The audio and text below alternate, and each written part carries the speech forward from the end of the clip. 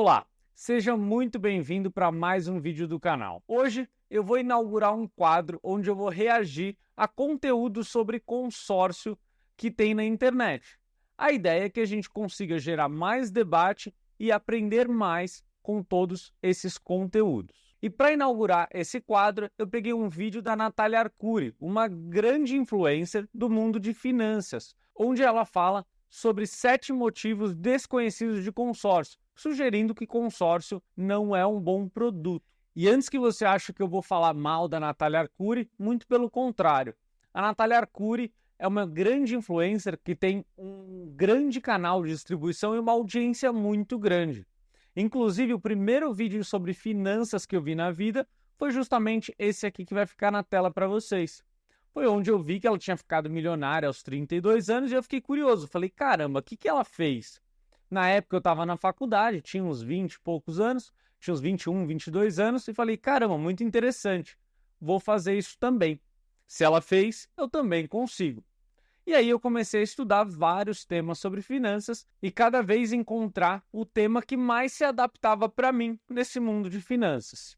E o vídeo que eu vou reagir é esse vídeo chamado A Pior Escolha de 2021, 7 fatos desconhecidos sobre consórcios imobiliários. Eu sei que a gente está falando de 2021 e eu estou gravando esse vídeo em 2024, mas muitas características que ela falou sobre o consórcio nesse vídeo, eu acredito que ainda sejam atuais.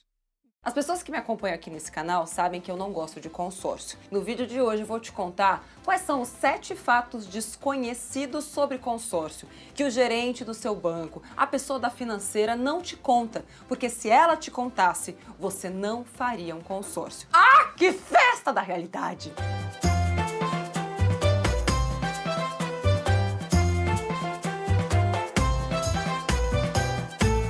Antes do vídeo começar, já pega o link aqui embaixo e compartilhe em todos os grupos de WhatsApp para que todo mundo saiba da verdade dos fatos desconhecidos que eu vou te revelar hoje. Olá, meninos e meninas, sejam muito bem-vindos ao Me Poupe, o canal mais rico e das verdades, dos fatos mais desconhecidos do Brasil. Se esse é o primeiro vídeo que você vê deste canal, saiba que este é o canal mais livre de finanças e o maior canal de finanças do mundo. E o que você faz? Você se inscreve no canal. E um fato que talvez você não conheça, as pessoas que estão inscritas neste canal investem muito melhor do que aquelas pessoas que não estão inscritas no canal. Eu espero que você tenha feito a sua inscrição. Yes, to all! Antes de contar que 7 fatos são esses, vou explicar rapidão a maneira mais comum que explicam consórcio. Foi assim que explicaram pra mim lá em 2014, quando eu não sabia direito o que eu estava fazendo, mas eu ouvi mais ou menos este discurso. Natália, consórcio é uma excelente oportunidade, é bem melhor do que o financiamento porque você não tem juros, você tem apenas uma taxa de administração, que é muito mais favorável para o consumidor, porque afinal de contas você não tem juros. Agora eu vou voltar pra minha voz porque cansa muito fazer voz de Nelson. E aí como é que funciona? Você vai comprar o direito de uma carta de crédito. Aqui eu faço a primeira pausa, porque eu achei esse primeiro ponto muito importante, assim, muito legal. É muito comum realmente, seja o gerente do banco ou os vendedores de consórcio, igual ela comentou, né, o pessoal da financeira e tudo mais, venderem justamente com essa abordagem. Olha, consórcio é muito melhor do que o financiamento, porque não tem juros, tem taxa administrativa. Só que no fim do dia, a gente está falando de 2 custos que você vai ter. Você vai pagar, seja para o banco ou para a administradora do consórcio. Então, eu concordo totalmente com ela aqui que o consórcio é muito mal vendido. As pessoas tentam empurrar a goela abaixo achando que consórcio é melhor em 100% dos cenários. E não é. Precisa ser comparado, precisa ser feito a conta. Então, nesse ponto, eu concordo totalmente com ela. Eu acho que é muito mal vendido, muito mal apresentado mesmo. Outro ponto, ela começa o vídeo falando que vocês sabem que eu aqui desse canal não gosto de consórcio. O consórcio tem, sei lá, dezenas de formas de você usar o consórcio. Ele é apenas uma ferramenta financeira que você tem que entender para que você vai usar, em que situação e tudo mais. Então, é difícil a gente falar que gosta ou não gosta. Claro que ela pode não gostar, mas é difícil a gente falar que em 100% dos casos é ruim, em 100% dos casos é bom, dessa forma tão generalista. Dificilmente a gente encontra alguma coisa que é de fato assim, né? Vamos continuar aqui. Ou seja, digamos que você queira comprar um imóvel de 200 mil reais. Aí você vai lá e faz um consórcio de uma carta de crédito de 200 mil reais aproximadamente. O consórcio funciona como se fosse um grupo de pessoas com uma finalidade em comum. Então assim, se você faz um consórcio de imóvel, na hora que você é contemplado, você tem que usar aquele dinheiro para comprar um imóvel. Se você faz uma carta de crédito de um celular, tem que comprar um celular. Não, tem consórcio para silicone, tem consórcio para tudo. Nossa, quero todos! Só faça isso depois de ver esse vídeo até o final, sabendo da inconsequência que você está causando para sua própria vida financeira. Keep talking. O consórcio funciona na base de sorteio. Então você vai começar a pagar todos os meses sem a certeza de que vai receber o dinheiro para comprar aquele imóvel, digamos. Se você fez o consórcio de um imóvel, você está pagando ali as parcelas todos os meses, mas não está levando. É bem parecido com a história do feirante, sabe? Moça bonita paga uma parcela menor, mas também não leva o imóvel para casa. Funciona assim, porque você tem que ser sorteado ou você dá o lance. Você achou que eu ia esconder esse fato, né? Não, porque o lance também tem uma pegadinha ali que ninguém te conta, mas hoje eu vou te contar. Fica nesse vídeo até o final. E antes de te contar o primeiro fato desconhecido, eu quero saber, você já pensou em fazer um consórcio? Comenta aqui embaixo. Já pensei, Nath. E aí no final do vídeo você comenta de novo se você continua pensando ou se você desistiu. Eu quero muito ver o número de já pensei e o número de desistir no final desse vídeo. Fato número 1. Ao contrário do financiamento, que você consegue amortizar os juros, ou seja, você consegue pagar parte do valor principal e diminuir o valor das parcelas. No consórcio, você não consegue fazer isso. Atenção classe para a aula de simulação da Nath. Uma carta de crédito no valor de 209 mil reais, cuja parcela vai ser de 1.499, com uma taxa de administração de 20%. Essa taxa de administração de 20% sobre os 209 mil significa que só de taxa de administração você vai pagar R$ 41.800. Só que isso, na maioria dos casos, não será diluído ao longo desses 175 meses que você vai pagar. São as primeiras parcelas. Mas quantas parcelas, Nath? É só fazer a conta. 41.800, que é o valor de taxa que você vai pagar, que são os 20% sobre 209 mil, dividido por 1.499, que é o valor da parcela que a simulação está dizendo. Logo, as minhas primeiras 27 parcelas, mais de 2 anos, né, de parcela, são apenas para pagar a taxa de administração. O quê? Logo, se nesse caso você desistisse do consórcio ali na parcela 24, esquece, você perdeu todo o seu dinheiro. Fato desconhecido número 2. Nelson, mas quantas pessoas tem no meu grupo mesmo? Joaquina, é a melhor oportunidade porque você não vai pagar nenhuma taxa de juros. Toda vez que você faz uma pergunta difícil para alguém que te vende consórcios, a pessoa desvia de assunto. Primeiro fato, ela comenta que, primeira coisa, realmente está certo a primeira parte no sentido de que se você compra um consórcio, 200 mil, por exemplo, e tem 20% de taxa administrativa, o seu saldo devedor é 240 mil. E se você quiser antecipar e quitar, você vai ter que pagar 240 mil. Isso está correto. No financiamento é um pouquinho diferente. Claro que tem várias custas do financiamento que você não consegue devolver. Tem os custos iniciais ali. Agora, a parte de juros você consegue antecipar. Corretíssimo. Segundo ponto é que ela fala que a taxa de administração é paga no começo e não é diluída ao longo do prazo. O que eu conheço eu não conheço nenhuma administradora que trabalha dessa forma. Inclusive, nem os bancos grandes trabalham dessa forma. Normalmente, se a gente tivesse essa taxa administrativa toda antecipada, nos 27 primeiros meses, ninguém seria contemplado, porque todo o dinheiro, toda a taxa administrativa seria para pagar a administradora e ela colocaria o dinheiro no bolso e não daria nenhuma contemplação. Só que isso não acontece na prática. Se você pedir o grupo para qualquer vendedor de consórcio, pedir o histórico de um grupo lá e olhar os 20 primeiros meses, os 30, os 50, 60 primeiros meses, tem contemplação desde o primeiro mês. Isso, inclusive, é uma regra, que seja sempre contemplado pelo menos uma pessoa no sorteio. Então, esse ponto, eu não sei se ela quis dizer de proporção ou se ela quis dizer de fato que as primeiras parcelas são só para pagar taxa. Isso não faz muito sentido. justamente porque as pessoas têm contemplação. Inclusive, quem contempla logo cedo ganha muito dinheiro, porque pode vender esse crédito sem ter pago nada.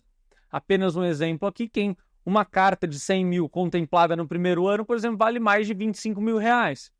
Então a pessoa vai ter pago lá, sei lá, 5 mil, 4 mil, 3 mil e vai vender por 25 mil.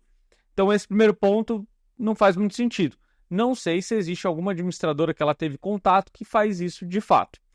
E se fosse também analisar uma questão proporcional das taxas, poxa, 20% corresponde a 27 meses. Se a gente pegasse o quanto de juros corresponde a quantos meses, provavelmente você pagaria 3 imóveis num financiamento completo, sem amortizar. Então, na mesma lógica, seria que os dois primeiros terços do período seriam só para pagar juros. Assunto e fala que não tem juros. A pergunta é: quantas pessoas tem no meu grupo de consórcio? E por que você precisa saber disso? Quanto mais pessoas tem, menor a sua chance de ser sorteada. Ah, detalhe! Sabe quantas pessoas são sorteadas por mês em um grupo de consórcio? Chuta. Você sabe, Luiz? Eu vi no roteiro. Se você está em um grupo com 1000 pessoas, no primeiro mês de consórcio, a sua chance de ser sorteada é de 1 em 1000. Ah, mas Nath, com o passar do tempo as pessoas vão sendo contempladas. Uma pessoa sorteada por mês e às vezes 4 ou 5 pessoas que dão lances todos os meses. Ou seja, eles te forçam a dar o lance que você acha que é algo bom, mas é bom sim para o banco. Eu vou te explicar por quê. Aqui eu vou dar uma pausa rapidinho só para não esquecer de toda a parte. Esse é um ponto muito importante que ela falou. Realmente, existem vários consórcios com características diferentes. E o número de pessoas é muito importante no consórcio, justamente pelo que ela explicou, questão de probabilidade de você ser sorteado. Então ela vai mencionar aqui, ela mencionou, né, um grupo de 1000 pessoas e que tem apenas um sorteio. Isso não é verdade, existe um grupo exclusivo que a gente trabalha, que são 2 sorteios por mês, então a chance dobra de você ser contemplado. E não tem 1000 pessoas no grupo, tem 650 pessoas, então as chances começam a aumentar, além das pessoas que são contempladas por sorteio. Então isso faz com que você seja contemplado muito antes. Se você quiser te gostar de inteligência artificial, é simplesmente pedir para o ChatGPT plotar um gráfico de probabilidade de um grupo de 650 pessoas e outro de 1000 pessoas. Isso a gente faz bastante também. Então, está correta essa questão do número de pessoas. É muito importante que a gente saiba antes de contratar um consórcio. Ah, outro ponto importante, ela está falando de você contemplar uma carta. Por isso que a gente nunca faz, por exemplo, um consórcio de 200 mil, 400 mil, 500 mil. Normalmente a gente faz várias cartas pequenininhas, porque a gente aumenta muito a nossa chance num grupo pequeno, então um grupo de 650 pessoas, para que aquelas que forem contemplando cedo, a gente vai vendendo e vai tendo um lucro tão grande que permite a gente comprar mais 2, mais 3, e aí a gente continua nesse ciclo virtuoso. Mas está corretíssimo essa questão do número de pessoas. Tenham muita atenção com essa questão. Se a pessoa não for sorteada nunca, o grupo é feito de uma forma que a pessoa tende a ser sorteada, mas ela pode ser sorteada no mês 1 ou ela pode ser sorteada no mês 175. E só um outro fato curioso, a chance de você ter hemorroida é de 1 em 25, ou seja, é mais fácil você ter hemorroidas do que ser sorteado no seu consórcio. Ai, eu acho que deu uma dor aqui. Se você pega um grupo bom de consórcio, redondinho, que não tem inadimplência, que geralmente os grupos vendidos pelos bancos tem muito problema, porque é o que ela comentou. O gerente do banco às vezes vende para pedir um relacionamento, uma contrapartida de algum outro produto financeiro. Então, se a gente pega um grupo bom, normalmente ele acaba de pagar todo mundo, de contemplar, bem antes do prazo acabar. Pensa nesse exemplo, por exemplo, que eu dei de um grupo de 216 meses com 650 pessoas. Significa que, pelo menos, só por sorteio terão duas contemplações por mês, fora as contemplações por lance. Então, na prática, lá pelo mês 170, 180, todo mundo já vai ter sido contemplado. Então, essa é uma característica importante. Vários grupos grandes que as administradoras montam, às vezes nem contempla todo mundo. Um monte de gente chega no final e recebe todo o dinheiro de volta porque não foi contemplado. Então, isso é muito importante. Socorro!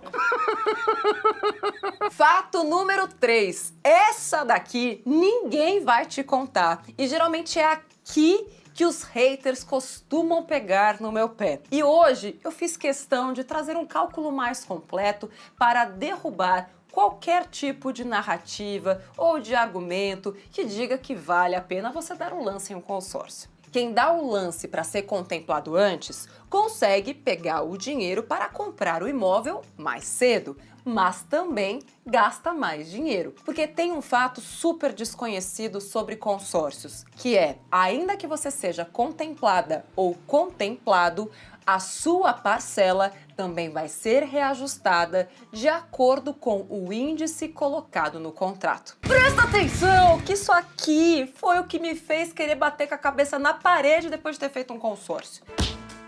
Toda vez que você é contemplado, você pega lá o dinheiro e fala, nossa, agora eu tô na boa, né? Minha carta foi reajustada, porque é o que todo Sid Nelson fala. Joaquina, você vai ter reajustes, mas a sua carta também vai ser valorizada. Não é a carta que vai valorizar, é você que vai pagar mais. E como é que funciona? Todo ano, no mês de aniversário daquela cota, né, daquela carta de consórcio, o índice é avaliado. Então, por exemplo, no meu caso, que tenho lá, ainda tenho, o consórcio de imóveis. O índice aplicado é o INCC, que é o Índice Nacional de Construção Civil, se eu não me engano. E aí eles vão olhar qual foi o INCC dos últimos 12 meses e vão reajustar as suas parcelas de acordo com o INCC. Se você está pagando o consórcio sem levar o imóvel, você está pagando e a sua carta de crédito está sendo reajustada. Logo, no momento em que você for sorteado, em vez de ter uma carta de 200 mil reais, se você for sorteado daqui a 3 anos, você vai ter uma carta ali de 230, quem sabe vai depender da inflação.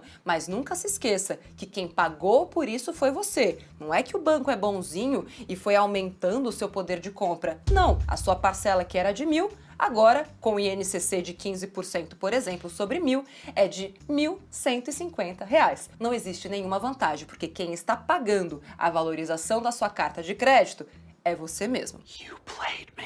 E aí o que ninguém te fala é, no momento em que você finalmente foi contemplada, pegou aquele dinheiro, comprou o seu imóvel, o que acontece no ano seguinte? Você fala, Bom, agora eu já tenho meu bem, não tem por que eu pagar o reajuste, né? não, porque você tem que bancar o reajuste dos outros, assim como bancaram o seu. E não importa qual seja a inflação daquele período. E vamos lembrar que estamos em momentos difíceis aqui no Brasil e a gente não sabe qual vai ser a inflação ano que vem, daqui a 5 anos.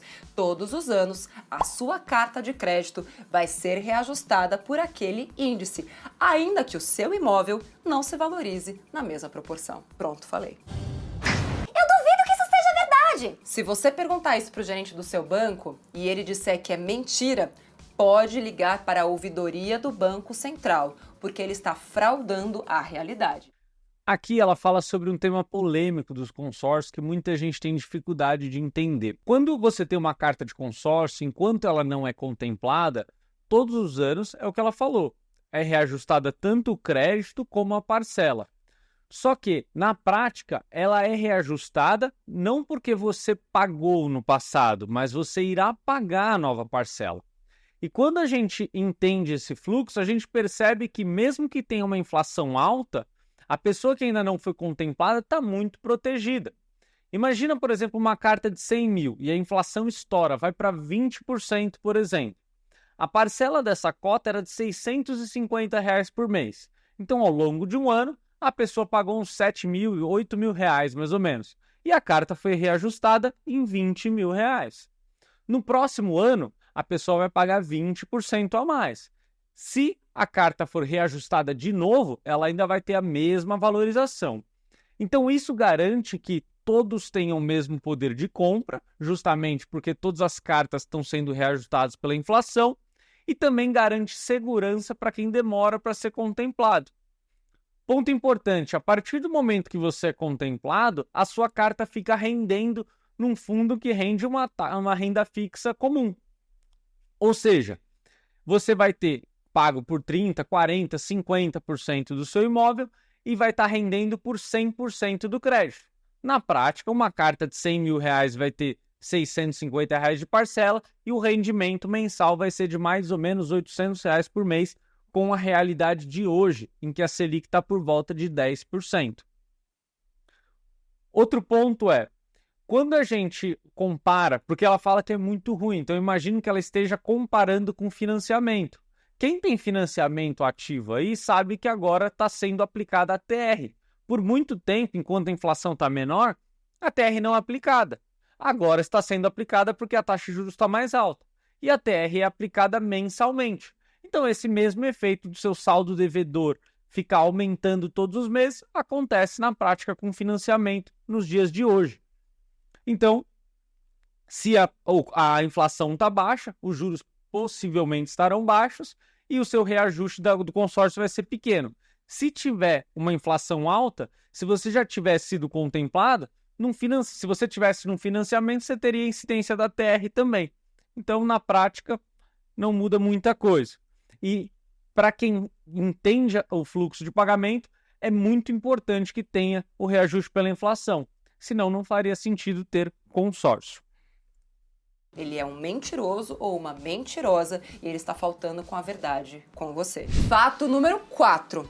De acordo com os gerentes que nós consultamos, né, reais, pessoas reais, quanto maior é a carta de crédito, menor é a taxa de administração. Então, se o seu gerente chega para você e fala, Faz 3 cotas de 50, por que você vai fazer uma de 300? provavelmente ele está querendo que você pague mais taxa. Por exemplo, este Sid Nelson que nós consultamos, gerente de um banco super conhecido, falou, olha, uma carta de crédito de R$50.000 vai ter uma taxa aí de consórcio, uma taxa de administração entre 25% e 30%, mas tentou vender para... Primeiro ponto, isso é verdade. Normalmente, quando você vai aumentando o crédito, a taxa diminui. Só que a lógica da gente fazer várias cartas pequenas é a gente aumentar a probabilidade. E justamente a pessoa que vai comprar a carta que vai assumir a taxa administrativa. Tanto é que a gente costuma vender grupos que têm taxa administrativa cara, porque são grupos muito bons. A gente está muito mais preocupado com toda a estratégia e a matemática por trás do que a simples taxa de administração.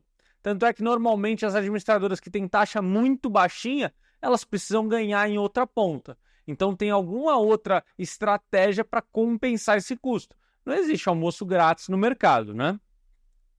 Gente, né? Eu consigo uma carta de crédito para você de R$400.000 por apenas 7,5% de taxa. Aí você pensa, Nossa, então super vale a pena fazer isso. não, criatura!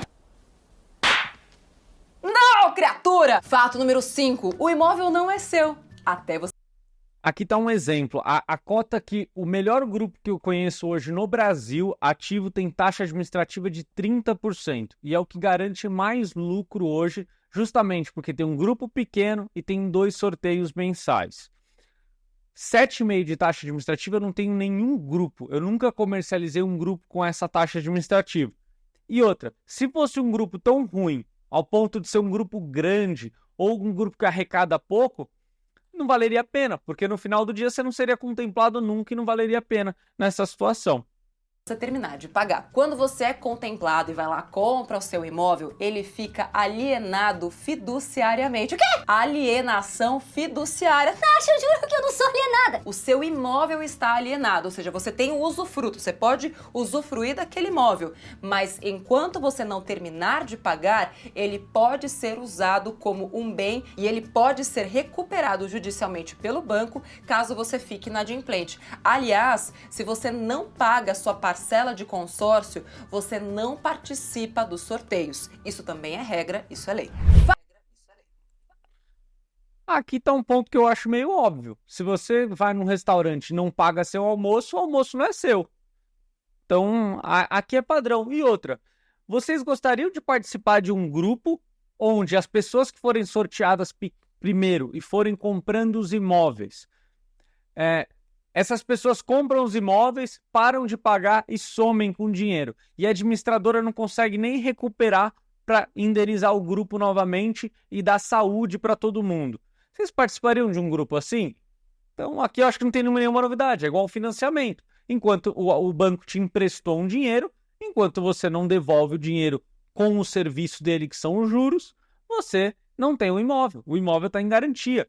Inclusive, essa é uma estratégia muito legal, porque, por exemplo, quem tem um imóvel consegue colocar esse primeiro imóvel em garantia e comprar um segundo.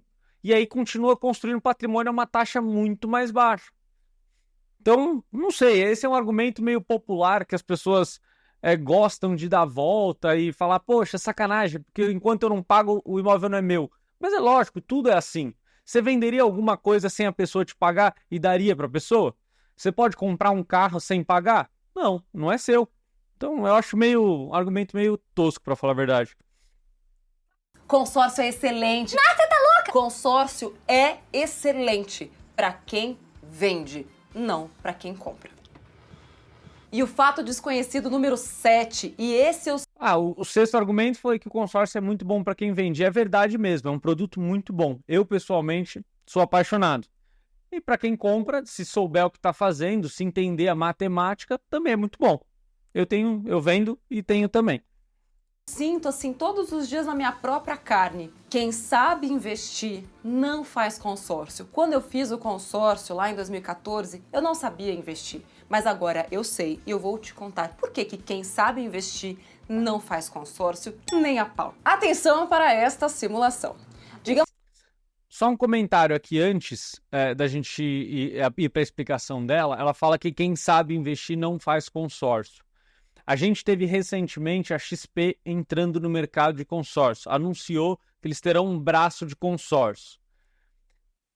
Se a ideia de que quem não sabe investir não faz consórcio, significa que boa parte da base da XP não sabe investir. Digamos que você fez uma carta de consórcio de R$209 mil e te convenceram a dar o lance, porque afinal de contas, falaram pra você... Filha, vai demorar um tempão pra você ser contemplado. Você vai ficar pagando essa parcela aí de 1.600 conto e pagando aluguel ao mesmo tempo. Você é muito burra, né, filha? Não faça isso. Dá o lance e pega essa carta agora mesmo. Vai comprar o seu imóvel, realiza o seu sonho. Aí você vai lá e faz isso. E aí você pega quanto? Em média, 40% do valor da carta. Nesse caso aqui, são mais ou menos R$80 mil. Digamos que você ouve o que eu tô te dizendo, aprende a investir, e aí você pensa, nada de... Um detalhe, para dar o lance, normalmente dá um pouco mais do que isso. O que provavelmente está fazendo aqui é misturando o lance embutido com o lance do recurso próprio do seu bolso. Mas 40% é muito difícil pegar. Então eu até colocaria um pouco mais aí.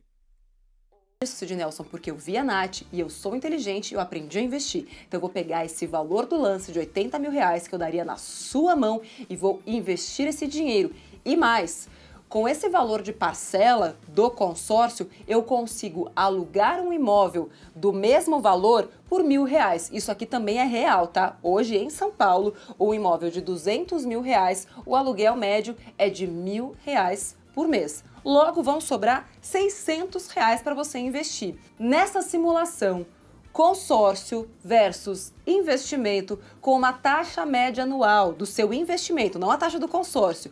Você, como boa investidora ou bom investidor, que com as dicas desse canal você consegue fazer 9% ao ano, no final de 175 meses. Quem você acha que vai ganhar? O valor do imóvel ou o valor do seu investimento? A pessoa que acreditou no consórcio vai ter daqui a 175 meses um imóvel que vai valer aproximadamente R$427 mil.